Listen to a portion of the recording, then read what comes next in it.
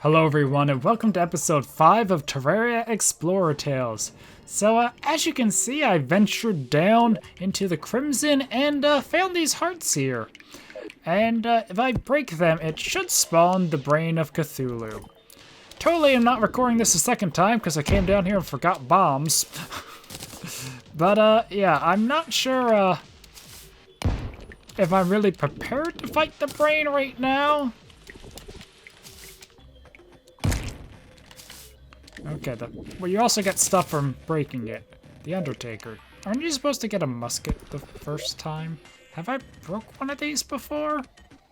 Now I'm a little concerned. Oh, that is the musket for this world. Whew. I got a little concerned that I already broke some of these and I was about to spawn the balls prematurely. But, you know, might not be terrible to put that there just in case. I also did grab a yo-yo because, well, honestly, it's probably not best to try fighting a boss just with a magic sword. Oh, hello, friends.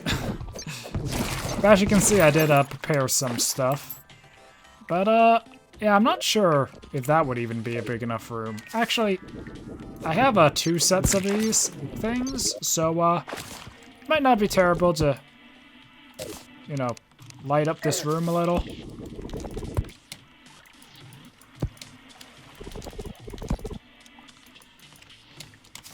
Actually, I think I'm gonna do a quick little cut, light up this room, and put some platforms here, and let's just try and fight it here. I'm sure this is far from perfect arena, but I got the lamp set up, the bass statue, a campfire, so, it should at least be, passable. Hopefully. I don't know, like I said, I'd never fought this boss. I haven't read too much into it either. So, hopefully that's a big enough spot for it. Did I even break it? Okay. Ooh, that's a interesting melee weapon. It would be nice if I equipped it before killing these guys, but because this is a rotted fork. It's not that strong, honestly. Like compared to everything else I have, but just to see. Yeah. Honestly, if I mean, it's not terrible. I actually think it probably would be better than the boomerang. Because the boomerang, I mean, it's fun, but it's really not that good of a weapon. But I honestly don't think this will come in handy during this fight. Okay.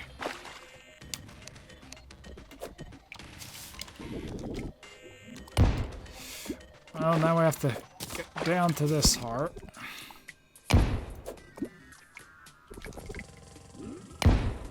I think I can do one more, but I probably should take these buffs first. So I have Iron Skin, Thorns, Swiftness, and Banana Split. Which seems like a decent amount of buffs. Okay. Here we go. Okay, so you have to kill these guys first.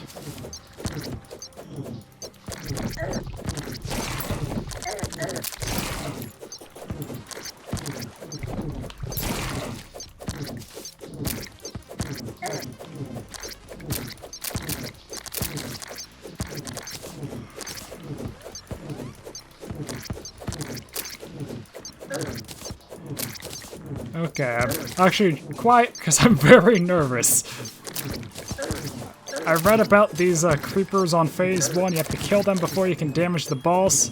But I really don't want to die and have to redo this. I'm doing really well so far because, well, I have really good armor. I'm probably overkill for this boss because this is, you know, just normal mode. It's not expert and I've been playing master mode. So,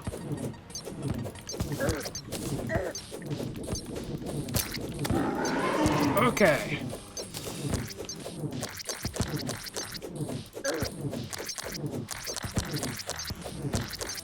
Yeah, this is not very hard.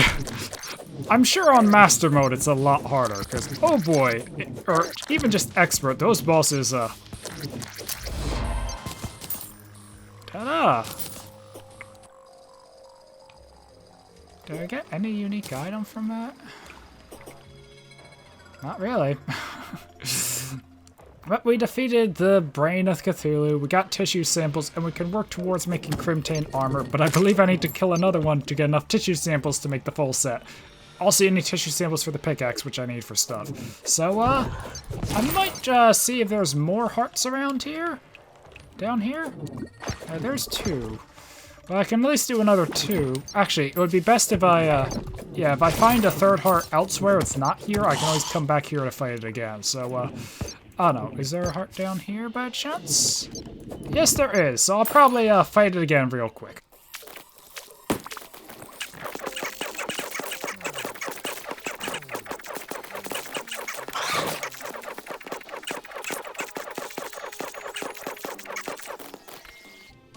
You know, I probably was overestimating how hard that would be after playing so much Master Mode, but yeah, that went pretty well, I'd say. I managed to get the Crimson Heart Light Pet and even the little cosmetic mask here. But aside from that, the main thing I got was the tissue samples so I can make the armor. You know, I just started, or ended last episode, was it?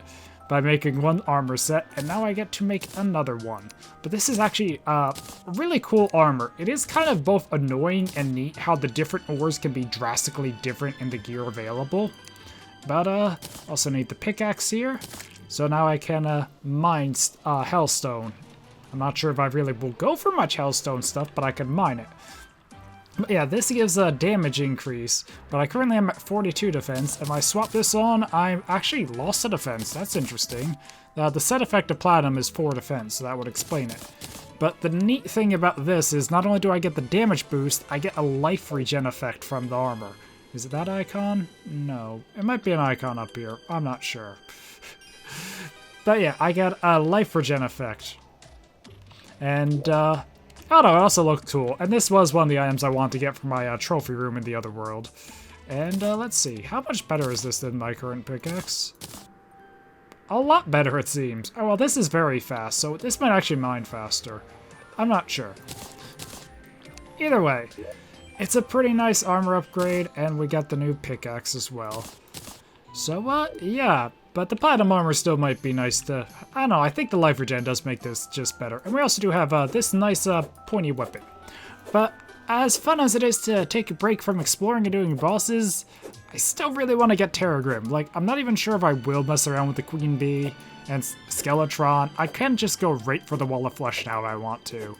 And, I don't know what I really want to do about that. Because the other thing is...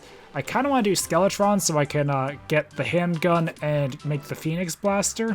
Because, well, this worked for the Brain of Cthulhu pretty well.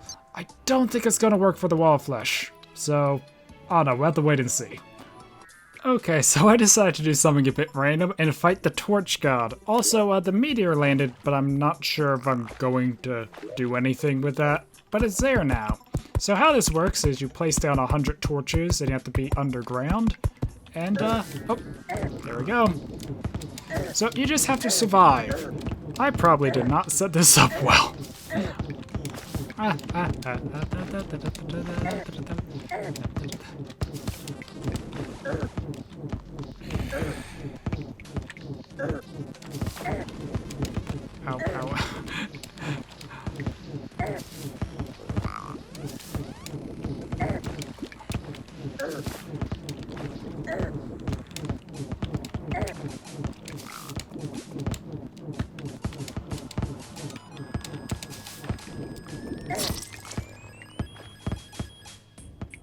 Whoops. Well, that didn't go well. Hopefully my stuff didn't fall too terribly far down. But, yeah, if you dodge all that, you get the Torch God's Favor, which, makes all torches you place adjust to the biome. Which is, you know, just a cool little thing. But, yeah, probably not worth dying over, honestly. Oh. You know, I was worried that was actually going to go all the way. Well, one, it could have just went into the pit of lava, but I was actually worried it was just going to open right out into hell, so I'd have to jump down into hell to get my stuff back. But, yeah, probably not going to fight the Torch God again. I think that was enough Torch God for now. And can we get Terragrim? Not that time. But I have a few more worlds already generated, so hopefully I can go through them quick and find a few more sword shrines. And what will it be this time? Oh, I actually got it! Huh. So I was planning for that to be a short little clip like all the others, so I didn't really know how to react when I got Terraria. But it doesn't seem like that strong of a sword when you just compare it. I mean, this is 28 damage very fast, but this is only 18 damage and fast. So, I mean, it seems like this would be better in every way. But while the Enchanted Sword fires, you know, the beams like this is what Terraria does.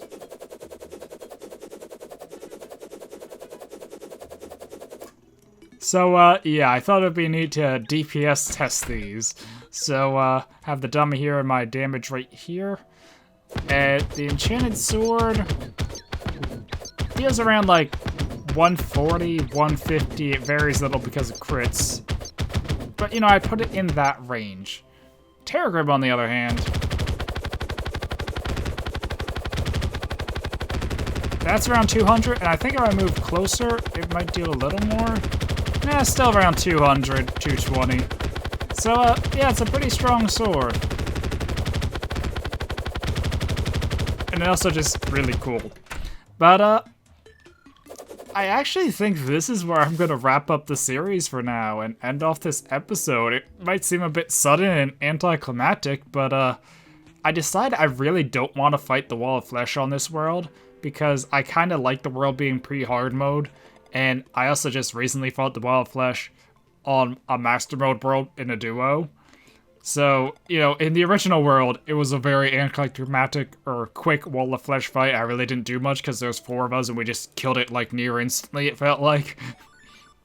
But the fact I have got to fight it in Master Mode too, so, you know, I have a bit more experience of actually fighting the Wall of Flesh now.